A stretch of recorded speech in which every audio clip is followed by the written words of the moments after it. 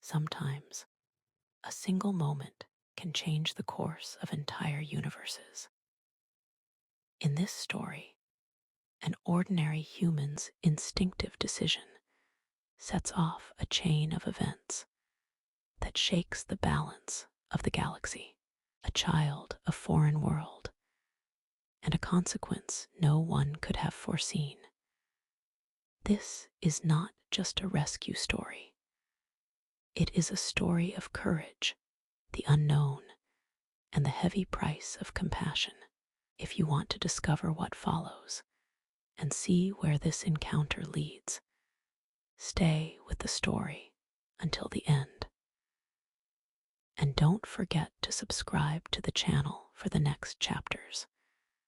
Because in this universe, everything is only just beginning. It started with the kind of bad decision that only feels reasonable for half a second, the half second before pain arrives. He had been arguing with himself about lunch. That was the mental state he was in. Not heroic, not alert, just mildly irritated and hungry. The alley smelled like hot metal and old rain, and he was thinking, very seriously, about whether a vending machine burrito counted as self-harm when the sound cut through the air. It wasn't a gunshot. He knew gunshots. This was sharper, cleaner, like reality itself snapping a wire. He turned just in time to see a flash of light tear across the open space ahead of him, bright enough to leave an afterimage burned into his eyes. Something small stumbled in its path, something that should not have been there at all. The child hit the ground hard, smaller than his brain could comfortably process, and for one stupid, frozen moment he noticed the ears. Long, too long. Tapered, elegant, unmistakably not human. His brain attempted to reboot. It failed. The second blast came faster. He did not decide to move. He moved the way you flinch from heat. He crossed the distance in a blur of sound and panic, dropped to one knee, and pulled the child against his chest with one arm while the other came up uselessly, as if palms could negotiate with physics. The impact felt like being punched by the future. Pain bloomed, white and enormous, tearing the air out of his lungs.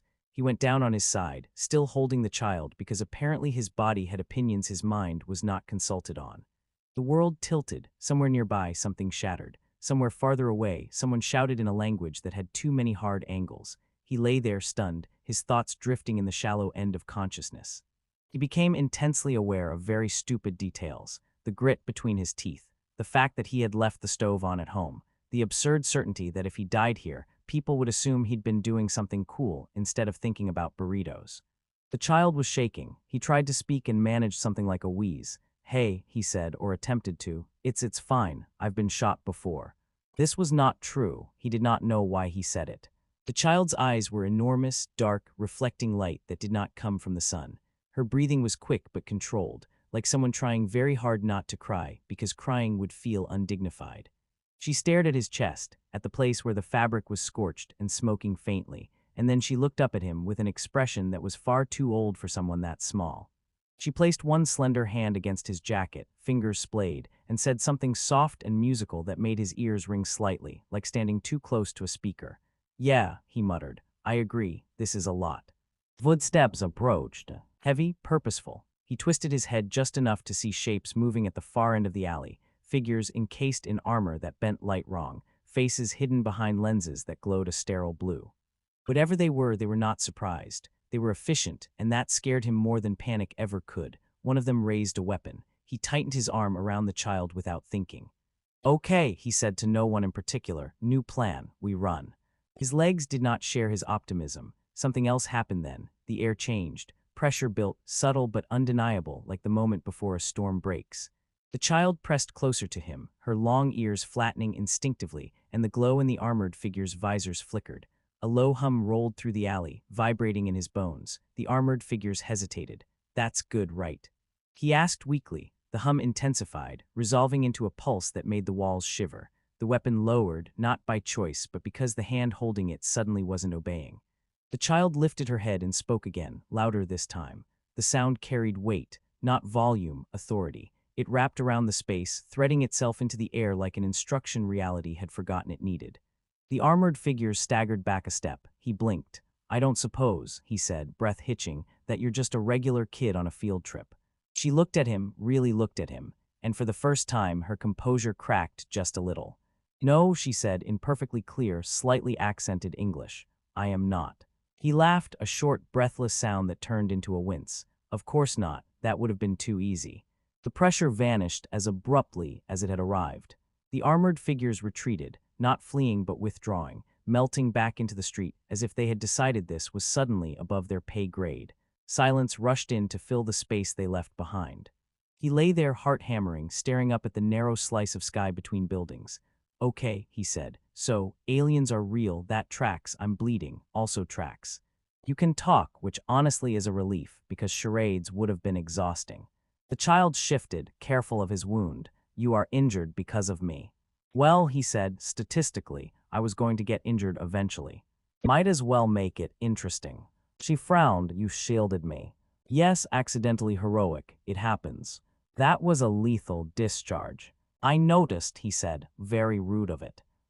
She stared at him again, something unreadable flickering behind her eyes. You did not know who I was. No, you did not know what I am.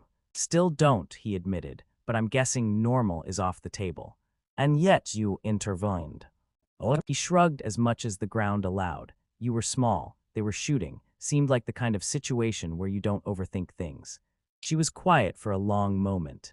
Then she did something that made his head spin more than blood loss already had. She bowed, awkwardly because of the angle and the cramped space, but unmistakably a bow. He tried to sit up, failed. Oh no, he said, please don't do that. I'm very uncomfortable with respect. It is required, she said softly. Is it? Because where I'm from, this usually leads to paperwork. A faint, startled sound escaped her. It took him a second to realize it was laughter. That more than anything else made the world feel unreal. Sirens wailed in the distance now, human ones. Messy, loud, familiar. He felt himself sag with something like relief. Whatever came next, at least it would be bureaucratic. The child's laughter faded, replaced by something serious again. She placed her hand over his wound, and warmth spread through him, soothing in a way that made his vision blur. Hey, he murmured. If that's healing, I'm a big fan. If it's dissolving me, less so. It will stabilize you, she said. You cannot die yet. Fantastic, he said. I had plans. As consciousness tugged at him, he caught one last thought before everything dimmed. That somewhere, far beyond this alley and his very bad lunch choices, something vast had just been set in motion, and he had the sinking suspicion that this was only the beginning. The man woke to the sound of something chewing on plastic with great determination. For a moment he thought it was his neighbor's cat, which had once stolen a sandwich from his open window and eaten only the cheese, as if to make a point. Then he remembered he was in a sealed emergency shelter beneath a decommissioned metro station, the door welded shut by an automated medical drone that spoke in an accent no human language had ever agreed on. He opened one eye. The ceiling lights pulsed a polite blue, the color of "You are alive, please don't sue us." His ribs ached, his shoulder burned, and his head felt like someone had tried to reboot it with a hammer. The chewing sound continued. Please tell me I'm not hallucinating rodents again, he muttered. A small figure sat on the floor near his boots, legs crossed, chewing thoughtfully on a strip of nutrient packaging. She looked up at him with wide eyes that reflected the blue light like polished glass. Her ears, longer than any human's, tapering gently back, twitched when she realized he was awake. Oh, she said, very clearly, you're not dead. Oh, that makes two of us relieved, he said, unless you were hoping for the opposite. She considered this, then shook her head. Dead people are boring, they don't answer questions. He tried to sit up and immediately regretted every life choice that had led to this moment. A hiss escaped his teeth. The child, because that's what she was, no matter how alien her ears looked, scrambled closer with alarming speed. Don't tear your stitches, she said sternly. He froze. I have stitches. Yes, 12, 13 if you count the one the drone redid because it was crooked. It apologized. That's good manners for a machine that welded me into a basement. She tilted her head. It said it was for my protection. And yours, mostly yours, you leak too much. He glanced down and saw the bandages wrapped around his torso, faintly glowing with embedded nanofibers. I've been told that before. So, he said carefully, you're still here. She nodded. I stayed. You know you didn't have to. I did, she said, as if correcting a factual error. You stood in front of the noise stick for me. The gun, he said. Yes, that. She frowned. Why did you do that? He opened his mouth, then closed it.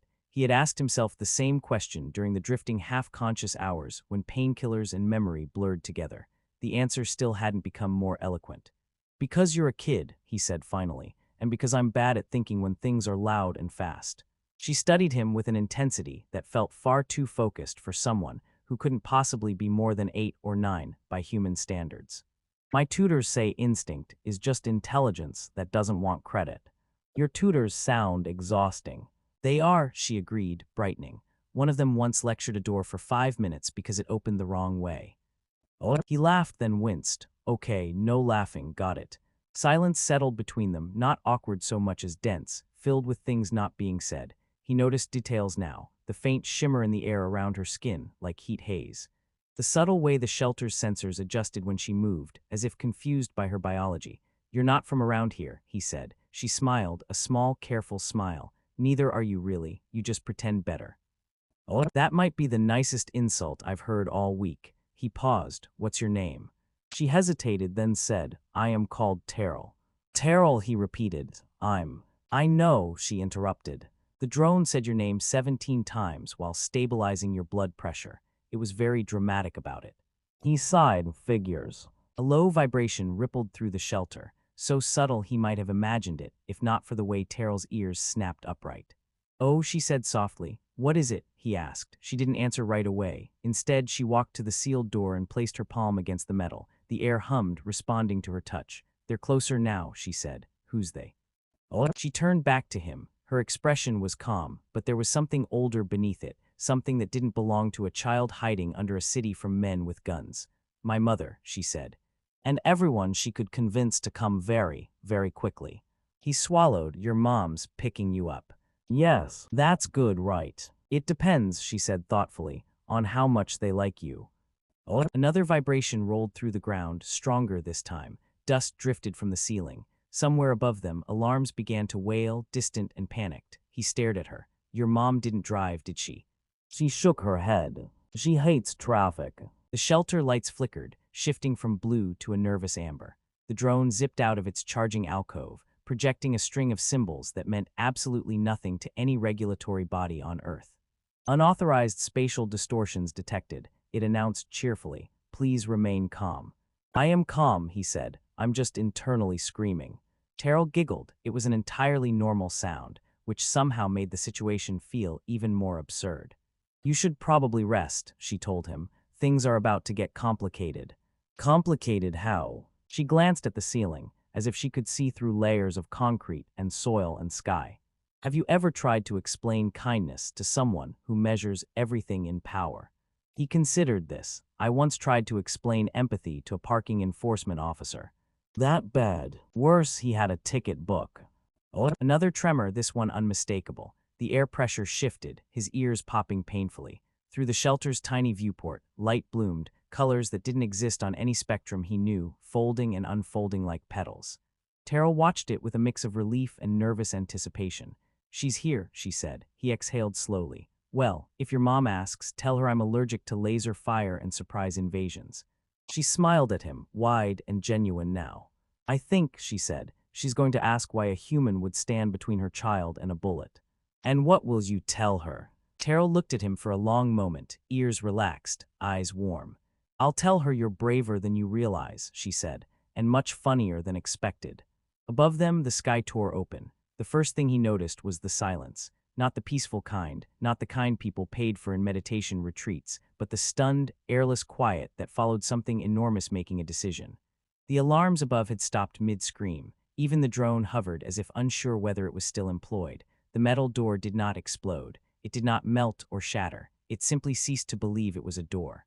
Light folded inward, reality creased like fabric, and then the space beyond the shelter expanded into something that could not possibly fit under a city. The man felt very small, very human, and painfully aware that he was still wearing hospital bandages and one sock. A figure stepped forward. She looked like a woman, tall, composed, unmistakably human in silhouette until your eyes adjusted. Her ears were long like Terrell's, elegant and deliberate, adorned with thin bands of softly glowing material. Her skin carried the same faint shimmer, but where Terrell's felt playful, this felt controlled. Her eyes were dark and deep, reflecting entire constellations that were definitely not visible from Earth. Behind her, shapes hovered in disciplined formation, vessels or structures or ideas pretending to be objects, humming with restrained power. Terrell ran forward. Mother. The woman knelt instantly, her entire posture changing, the weight of command dropping away like a cloak. She gathered Terrell into her arms and pressed her forehead to the child's. "You are unharmed," she said, voice resonant and calm, vibrating faintly in his chest. "I am," Terrell said, "mostly." The woman pulled back slightly. "Mostly." "Oh, I ate packaging," Terrell added. A pause. "We will discuss dietary standards later," the woman said. Then she looked at him. It was not hostile. It was not warm. It was precise, like a scientist examining a phenomenon that should not exist. "You are the human," she said. He raised his hand weakly. "In my defense, I didn't know today was Interstellar First Contact Day. I would have dressed better." One of the hovering shapes emitted a sound, suspiciously, like a stifled laugh. The woman's eyebrow rose a fraction. "You were injured protecting my daughter." "Yes," he said, "but if it helps, I would have done it for any kid. Yours just happens to come with a fleet."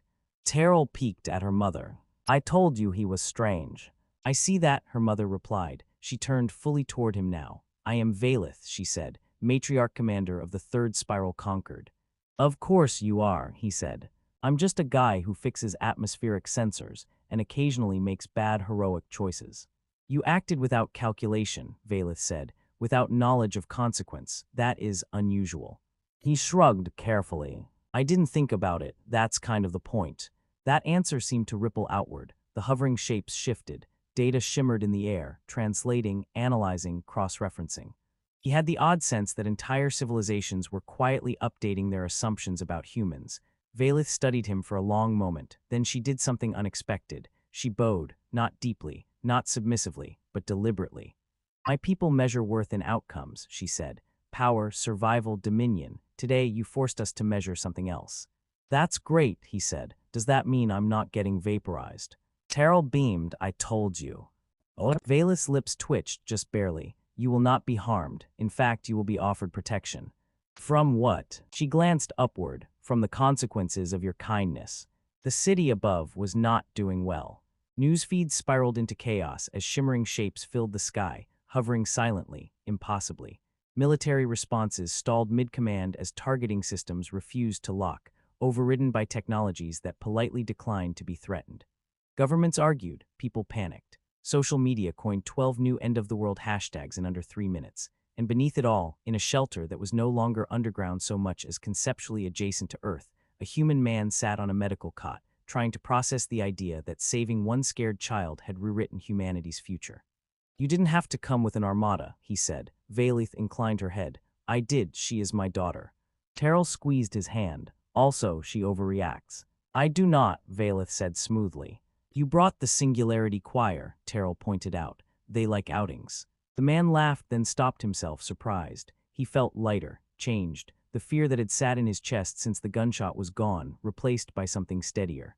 "Purpose, maybe, or understanding. So what happens now?" he asked. FiHFY looked at him, then at Terrell, then back at him again. "Now," she said, "we speak to your world. And we tell them that among you exists a species capable of compassion without advantage." "That's a low bar," he said. "Do not underestimate it," she replied. Time passed strangely after that. Negotiations unfolded in spaces that were not rooms, conversations translated not just between languages but between ways of thinking. FiHFY's fleet did not conquer. It did not retreat. It waited. He was healed fully. Offered technology, offered status, offered a place among them. He declined most of it. "I don't want to be special," he said. "I just want to be better than I was." Terrell hugged him tightly. "You already are." When the fleet finally departed, the sky stitched itself back together. Earth remained shaken, humbled, changed. FiHFY stood before him one last time. "Your world will struggle with what this means," she said. "So will mine." "Growth usually hurts," he said. She smiled, openly this time. "If my daughter grows to be even half as human as you are," she said, "our people will be stronger for it." Then they were gone. Life returned to normal. Not the old normal, something quieter, kinder. He went back to fixing sensors. People listened more when he spoke. Sometimes, when he looked at the sky, he swore he saw a familiar shimmer. And when he did, he smiled, because he had learned that the universe did not change because of power or fear. It changed because, once in a while, someone chose to stand in front of a bullet without asking who was watching. The sky did not split open this time. That, more than anything else, told him something was wrong. He stood on the hill outside the city where the grass had finally grown back after the fleet's departure, watching clouds drift in lazy, ordinary patterns. Birds argued, wind existed. The universe was behaving itself, which felt suspicious after everything it had learned about drama. His wrist device, human-made, stubbornly low-tech compared to what he'd been offered, buzzed. He sighed. Of course. The message wasn't encrypted in the usual way. It didn't need to be. Reality itself bent slightly around the symbols, translating intention directly into meaning. We did not plan to contact you again so soon. Circumstances have failed to respect that plan. He rubbed his face. I should have known. By the time he reached the old observatory on the coast, the building had already stopped pretending it was abandoned. The cracked dome shimmered faintly, projecting a polite illusion of decay while hosting a spatial aperture the size of a delivery truck inside. Terrell sat on the steps, swinging her legs. You're late, she said. You're early, he replied, and taller. She grinned, ears flicking. Growth spurt. Also, I learned sarcasm. I'm so proud and deeply concerned. Inside, Valeth waited, unchanged in posture, altered in presence. Less armor, more person. Human, she said. Then, after a pause, friend. He blinked. Wow, that's new. It was debated, she said calmly, for 3 weeks. Sounds efficient. Terrell hopped up, Mom lost. Valeth ignored that. Our worlds are experiencing side effects. He leaned against a console that had not been built to hold alien royalty. Defined side effects. Your species has begun to expect compassion from power, Valeth said. Mine has begun to question power without compassion. He winced. Yeah, that'll do it. The problem, it turned out, was not war. It was imitation. Human governments, inspired by first contact, tried to posture with moral authority they hadn't practiced long enough to understand. Alien factions within the conquered attempted acts of mercy without the cultural framework to support them. Good intentions collided with old systems like poorly aligned jump drives. The result was instability, not catastrophic, but dangerous in the way cracks are dangerous. You need a bridge, he said slowly. Valeth nodded. We need someone who exists outside our hierarchies. Terrell clapped. We need him. He pointed at himself. I am a guy who once tried to microwave soup without water. Exactly, Terrell said. The work was not glamorous. It involved meetings where nothing exploded, translations that failed hilariously, and one incident where a conquered delegate tried to hug a human diplomat and triggered a defense reflex that deployed fog. But slowly something new formed. Not an alliance, not a treaty, a habit. People, human and otherwise, began asking a different first question. Not what can we gain, but who gets hurt if we're wrong. He changed, too. He stopped flinching when the sky shimmered. He learned to listen without planning his reply. He learned that courage wasn't the absence of fear, but the decision not to outsource it. On the day the Conquered officially recognized Earth as a developing moral partner, a phrase that caused endless jokes, Valeth stood beside him again. You altered the trajectory of 2 civilizations, she said. I didn't mean to. That is why it worked. Terrell hugged him fiercely. You're still weird. High praise, he said. When the fleet finally left for good, there was no spectacle, just a soft dimming of stars that returned a moment later. He went back to the hill. The grass bent under the wind. The sky stayed intact. For the first time, the silence felt earned. And somewhere between worlds, a story continued, not about power or destiny or empires, but about the simple, dangerous idea that kindness, once witnessed, refuses to stay small.